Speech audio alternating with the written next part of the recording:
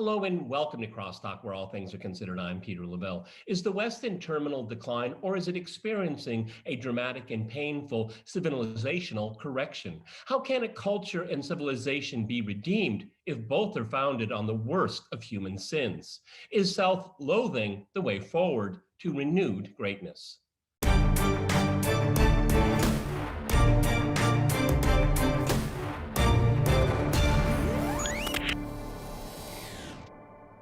To discuss these issues and more, I'm joined by my guest, George Szamuely in Budapest. He's a podcaster at The Gaggle, which can be found on YouTube and Rumble. And here in Moscow, we're joined by Dmitry Babich. He is a political analyst and editor at InnoSME Internet Media Project. All right, gentlemen, crosstalk rules in effect. That means you can jump in anytime you want, and I always appreciate it. Okay, let's go to George first in Budapest. Well, all of us on this panel, we're all students of history, even global history, and civilizations rise and fall. And there's many reasons why a civilization rises and falls. And it's very rarely there is a renewal. It does happen, but it's very, very rare. And I'd like you to juxtapose, George, what Putin's address to the Federal Assembly, or what people call the State of the Nation, and what the American ambassador to the United Nations has to say, Tony Blinken has to say in Anchorage. I mean, all three of the characters I mentioned talked about culture and civilization, but one party, the Russian president, and then the American ambassador to the UN and the Secretary of State, they said very diverging things. And I find it very curious, and it's a very interesting point of inflection. Go ahead.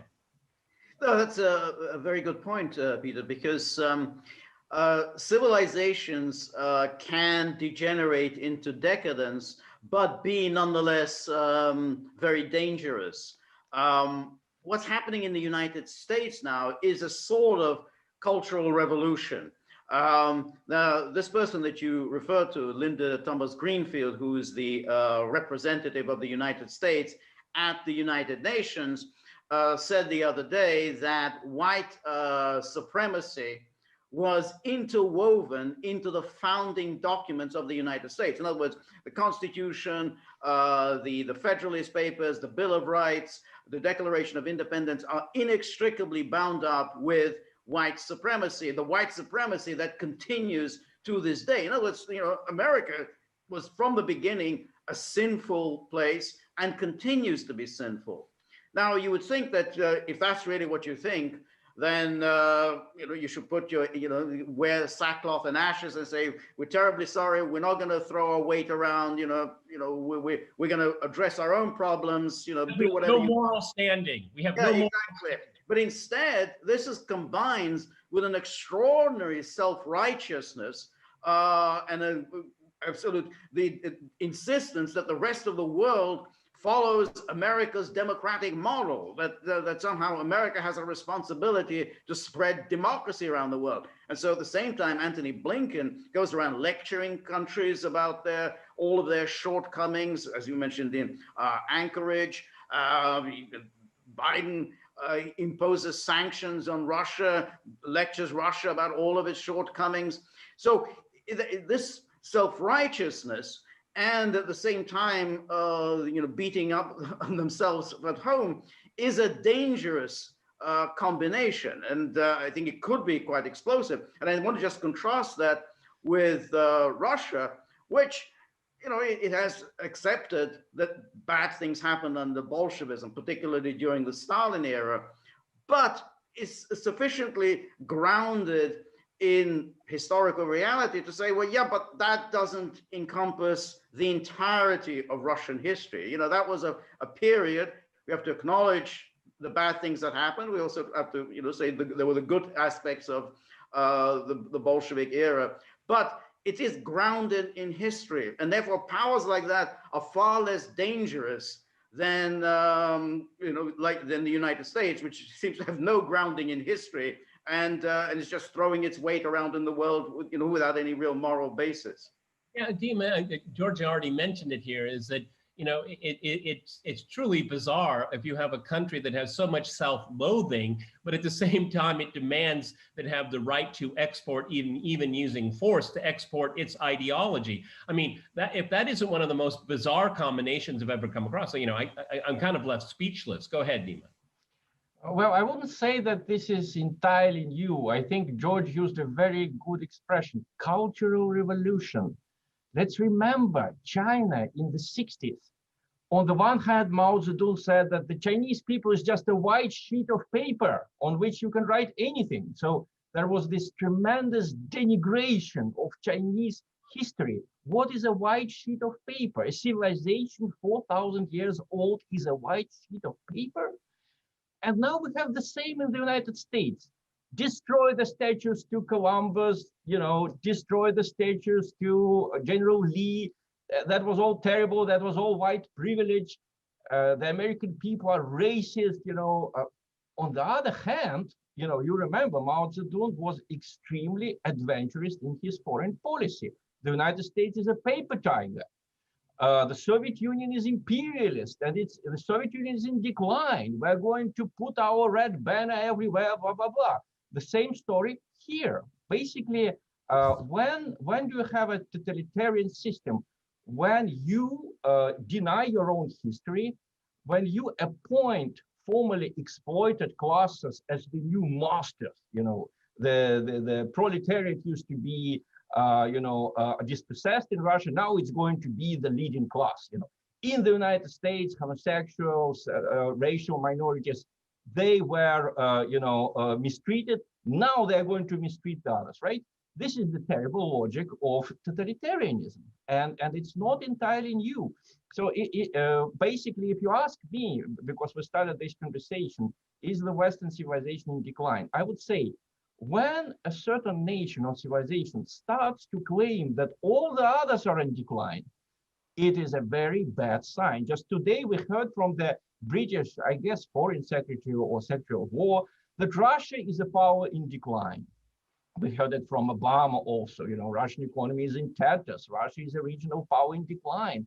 And then next day, oh, Russia is so dangerous, they can invade the UK, they can invade Europe, So where is the logic here? I think this is the logic of decline. And yeah, I mean, George and I've discussed this many times at the gaggle. I mean, it's quite extraordinary. You have the Keystone Cops and James Bond simultaneously. Okay, and you can't have both, but they want to have both here. Let me go back to George in Budapest. I mean, one of the things I find very, again, truly bizarre.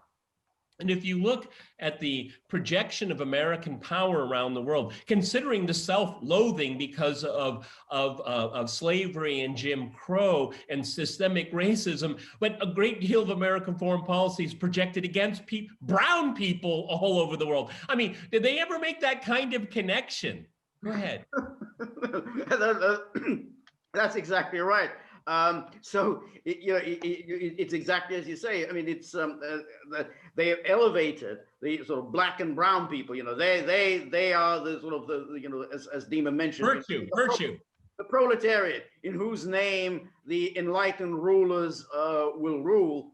But yeah, I mean, when you think of the sort of its foreign policy, the foreign policy of the United States is all about picking on small, weak states. And generally, who are the small, weak states? They are usually black and brown people because they're easy targets. The white people are usually pretty strong and can take care of themselves. Unless your country like Serbia.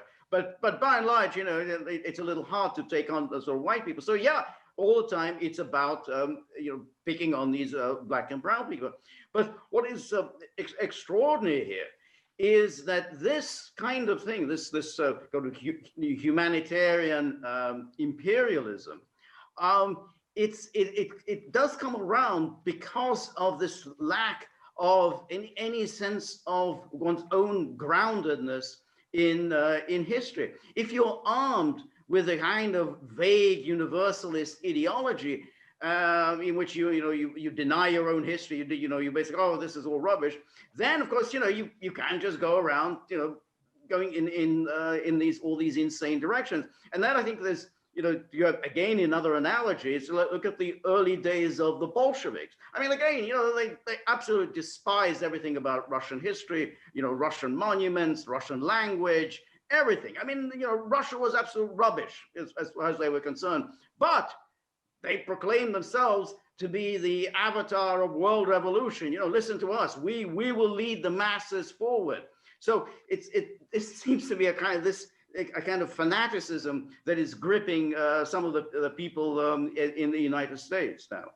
Edema also, I mean, again, this foreign policy with a layer of wokeism on top of it, it has the most perverse outcomes. When there's a renewed debate about the American forces withdrawing from Afghanistan, and then you have generals apparently crying in the Oval Office. So what about the girls, the young girls? Okay, I mean, it's so perverse here. They use this ideology when it suits their purposes. I mean, it's really quite extraordinary. He said after 20 years of occupying a country that the U.S. should have never invaded, the rationale to spend hundreds of billions of dollars is to make sure that young Afghan girls go to school. I mean, this is this ideology that's in service of power in the most perverse ways. Go ahead, Dmitry.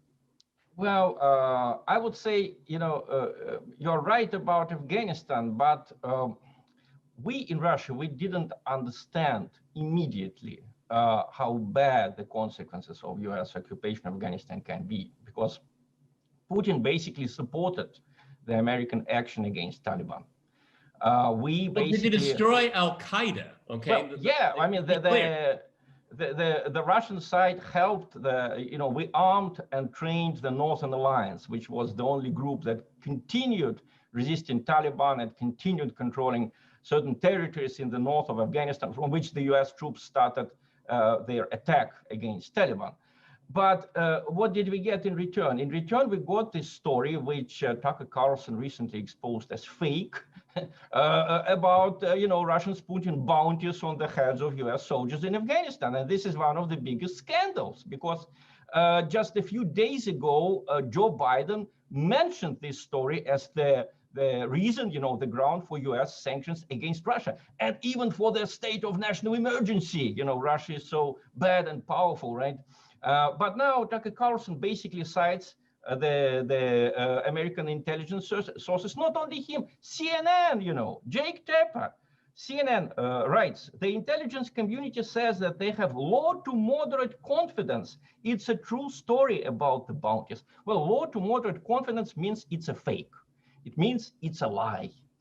But Dima, it didn't stop Jen Psaki, the Biden's press spokesperson, saying, but the Russians still need to explain themselves, even though it's debunked. They need to explain themselves. Well, it's not someone that was at the State Department under Obama here. All right, gentlemen, I'm going to jump in here. We're going to go to a short break, and after that short break, when we return, we'll continue our discussion on the decline of empire. Stay with RT.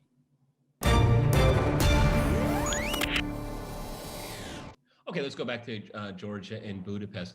One of the things that's not talked about very much because it makes people feel very, very uncomfortable. But it seems to me, it's my opinion, that there is a civilizational choice that is developing right now. Russia is a conservative country. I would say China is also a very conservative country in many ways. I think the appellation communist is a misnomer now in many, many ways. It's communist in terms of organization, maybe, but certainly not really an ideology any longer. I mean, it has one of the fastest growing economies in the world, and it's a capitalist state partnership. But let's take the case of Russia, a conservative country, and there's certain values. And I started out our program about the address to the Federal Assembly. If you look, and I know you watched it. I mean, what 80% was about family and society, even the environment. So everyone focuses always on the foreign policy end, but I mean, it's a vision of what Russia is about, what they want to be and what they want to become. And a lot of people, if you see the first part, you have a politician saying, he's talking to the people, playgrounds, summer camp, maternity leave. I know it doesn't make headlines in the West, but for people here, it's something important. That's where they live. There is a civilizational choice out there, George. Yes, I think that's really goes to the heart of this, because Russia has emerged as a kind of a different civilization. I mean, domestically, as you say, the emphasis is on family. There's also an emphasis on the church. I mean, it's a big deal that they restored all of the churches that the Bolsheviks had destroyed. And in terms of its international posture, it always insists on the Westphalian system, which is international law, national sovereignty, no interference in one another's affairs, adherence to the United Nations Charter. It's a conservative force. They're very much against all of the nostrums of the West, which, I mean, in international affairs, which is the rules-based order in which we can just sort of move into any country and demonize any country in the name of R2P, and that justifies our using force without any UN Security Council resolution. But in terms of just culturally, we can see here's the West that is actively destroying its own history. I mean, it's just, it goes far beyond just General Robert E. Lee. I mean, it's now, Andrew Jackson. I mean, it's now George Washington, Thomas Jefferson. It's going wholesale. I mean, that's why it goes back to Linda Thomas Greenfield. And so that's why, Russia becomes a distinct alternative. Remember, Trump during the campaign tried to do something like what Putin does, talks about the greatness of American history, the greatness of our past, all of our great achievements, we conquered space, we won world wars, we conquered this rough terrain and everything. It didn't work, for whatever reason, it didn't work in the United States. And it's not really working in other European countries either. So that's why it's an interesting, that it works in Russia, doesn't work in the West. And therefore there is now a distinct civilizational choice. Staying with George here, I think it's such a really good idea, the idea that you're explaining here, because, I've seen, for example, you mentioned, the worst times of the Soviet Union, the Stalin era, but there's been a long concerted effort to rehabilitate people that were falsely accused of crimes and served sentences, in many cases died, and giving the families the opportunity to have their family name cleared. I mean, it's very emotional for a lot of people here because it was a horrific moment in the history of the Soviet Union. Let me go to Dima, because we're all watching, from the outside, watching what's going on in Western capitals and in the United States. And I just see everything being torn down and, like as George rightfully pointed out, rebuilding churches and rehabilitating the church by giving it a place in the public square. It's something, it's unheard of in the West. I mean, people despise that type of thing. Go ahead, Dima. Well, I don't want to praise the country where I was born and where I live in, because immediately you will have our critics in the West saying, okay, you don't believe Russia is an authoritarian regime. Do you want to tell us that Russia is the best democracy in the world? No. No one has said that. No one has said that here. I'm not going to say that Russia is the best democracy in the world, and no one in Russia, and even President Putin himself, of course, would not say it, What I can say is we're not teaching anyone, we're not forcing anyone to be like us. We propose cooperation, especially to the former Soviet republics. We propose cooperation to the West. We want to live in peace. But we are not teaching anyone. And what is troubling about the West, why I think it's unfortunately a civilization in decline, as Leonid Bershitsky, accused Putin of believing in his article from Bloomberg. Yes, Bloomberg. Yes. Leonid Bershitsky is an author of Bloomberg. Well, there are several reasons. I will be very quick. First, I see people, the best intellectuals, I see them pushed to the sidelines in the West. Anatol Lieven, one of the best specialists in Russia, where does he write now? Responsible statecraft, some strange internet site. And he writes there a brilliant article about the story we just mentioned, about the CIA finally denying that they had information on Russians, proposing bounties for the heads of American soldiers. Anatol Lieven writes, this information was based on a detainee reporting due to the challenging operating environment in Afghanistan. And the detainee has passed through the, Anatol Lieven writes, tender hands of the Afghan security state service. So which means the guy was probably tortured. Okay? Of course. So there was an Afghan detainee who was taken prisoner by the Afghan KGB. And he said, you know, after some treatment, that Russians put bounties on the heads of American soldiers. Well, you can say anything, as we know, if you are rightly pressured, right? So when people like Anatol Levin are on the sidelines, and the people like Leonid Bershitsky are in the mainstream, and Bershitsky in this article, which he headlined, Putin dares to go where Soviet leaders feared to tread, you know. So Putin challenges the West because he doesn't believe that the West is an ascending civilization. He believes that the West is a civilization in decline. But this article by Leonid Bershitsky, it suffers from the same senility that Brezhnev was accused of, because in the beginning of the article, Bershitsky writes, numbers of Russians dared to take to the streets to demand freedom for their opposition leader Navalny. 1,500 people were detained. And then in the next paragraph, Wednesday protests were too weak to count. So where is the truth, Mr. Brezhnev? Where is the truth, Leonid? There was Leonid Brezhnev, now there's Leonid Bershitsky. You know, the problem with Brezhnev was not that he was old. His ideology was outdated. In the same way, the ideology that Bershitsky represents here is outdated. It suffers from senility. Let me go back. I agree with you. Let me go back to George.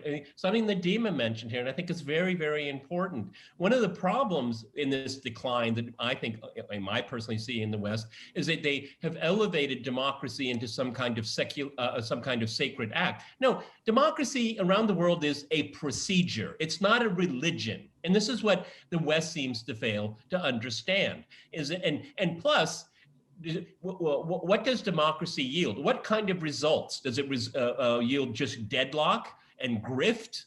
Or does it do something else? I mean, I see this is like a magic wand, or, you know, these little trinkets they put in front of you. I don't worship it. It has to work and it has to yield results. Okay, and it's not some kind of magic spell that's going to change the world. Far from it. Go ahead, George. Well, exactly, and the problem is that, of course, the West isn't at all sincere about its adherence to democracy. So we had the 2016 election in the United States that yielded a result that the political elites absolutely hated, namely the election of Donald Trump. The political elite went into overdrive to try to undermine it and to claim that it was all based on fraud, Russian interference, and even when they found no evidence for it, they still kept repeating the same thing. Of course, Brexit, the same thing. The result went the way the elites didn't like it. How do you explain it? It was all Russian interference. You know, Russia stepped in. A lot of the hostility towards Russia still stems from what happened in 2016, in both in the UK and the United States. And of course, we know that if there were an election in, let's say, Iran, and it didn't yield the result that the United States wishes, and that namely some kind of a restoration of the Pahlavi dynasty, and then we can go back to the good old days of the Shah, then he'll be saying, oh, it's a fraud, it's illegitimate. I mean, we have these things with every time there's an election in Venezuela, it doesn't go for the American puppet. Fraud, no, it wasn't a real election. So the West isn't serious about it. That's why. That's why they don't have a problem with Saudi democracy. Well, exactly. Yeah. So there's nothing to criticize. That's right. They're not willing to accept that there are rulers who are popular. I mean, whatever you can say about Erdogan, I mean, he's no one's cup of tea. He's popular in Turkey, so so it's like, oh, it's not a democracy. They continue to say Putin's a dictator. Putin's a dictator. He's a totalitarian, authoritarian. What's the evidence for this? Where is the alternative leader? Who is the leader who should be president instead of Putin? I mean, they don't have any idea, so they just keep repeating it. Let me let Dima finish us off here. Dima, you're a very highly educated person and you're very media savvy, but I mean, how did your colleagues, your friends, your family, I mean, do they see the West as ascendant or as a model for them? Because my experience is people pick and choose best practices. You don't have to duplicate it. You just take best practices. And that's a very practical way of looking at the world. Go ahead, Dima, finish us off. 45 seconds. Yeah, well, I can assure you, we continue to study English, French, German. We believe that this is a great civilization which is currently in decline, but which will certainly recover, just like Russia recovered after the years of communism. And it's very important what George said about demonization of popular rulers. Tucker Carlson in his article says that the United States foreign policy is based on the assumption that Putin is so unbelievably, historically, monstrously evil, you don't need a justification to go to war against him. This is the terrible logic, you know. Demonization of leaders now is demonization of nations. And this is the real threat to humanity, unfortunately. That's so well said, Dima, and we finished exactly on time. I want to thank my guests in Budapest and here in Moscow. I want to thank our viewers for watching us here at RT. See you next time, and remember, CrossTalk rules.